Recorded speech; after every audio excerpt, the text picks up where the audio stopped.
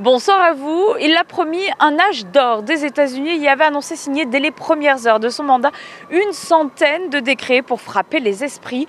Mais avant de revenir sur ces premières mesures et cette première semaine de Donald Trump à la Maison-Blanche, je vous propose d'écouter les inquiétudes et les attentes des Américains que j'ai pu rencontrer dans la rue. Well, I'm not a Republican, so I'm hoping that these next 4 years has a little more intelligence than the 4 years that Trump served previously.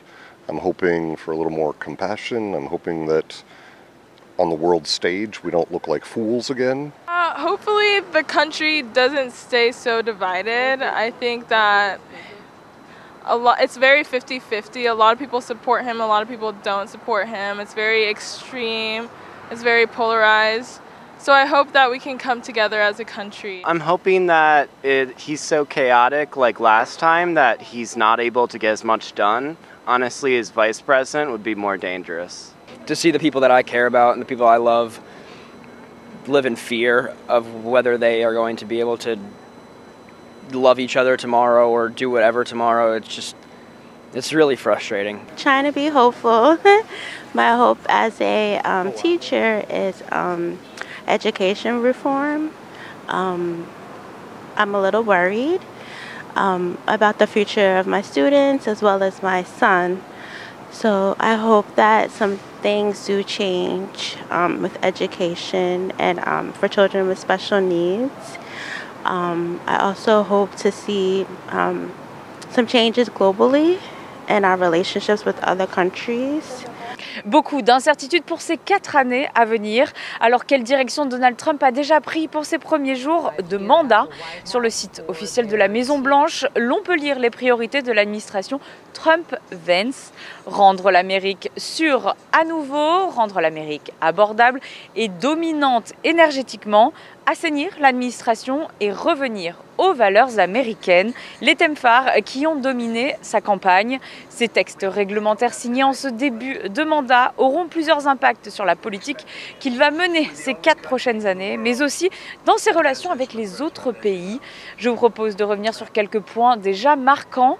Jeudi, le président américain s'est exprimé par vidéo au sommet de Davos, où il a menacé les grands patrons de venir investir aux États-Unis ou d'en payer les conséquences tarifaires. Plus tôt dans la semaine, il a rappelé son ambition d'augmenter les taxes douanières avec le Canada et le Mexique de 25% et augmentera également celles avec la Chine et l'Europe. Son objectif, d'après lui, protéger le Made in USA.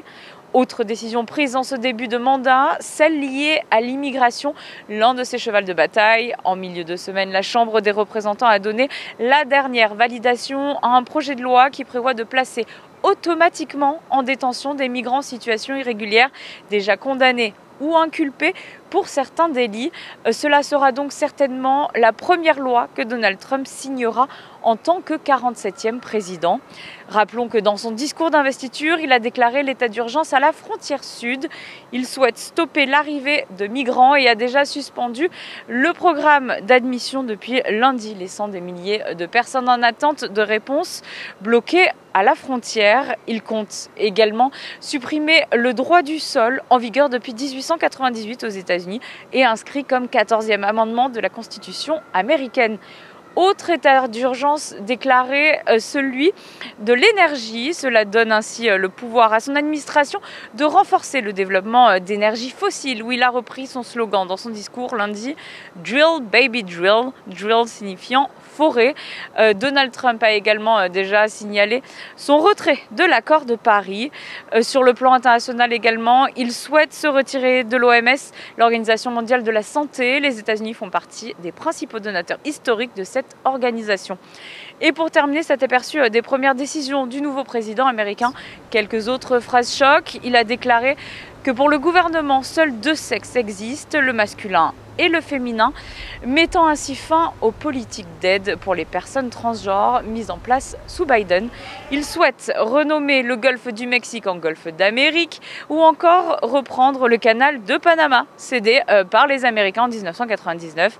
Reste à savoir à présent si ces décrets et annonces se traduiront réellement dans les faits ou s'ils resteront symboliques.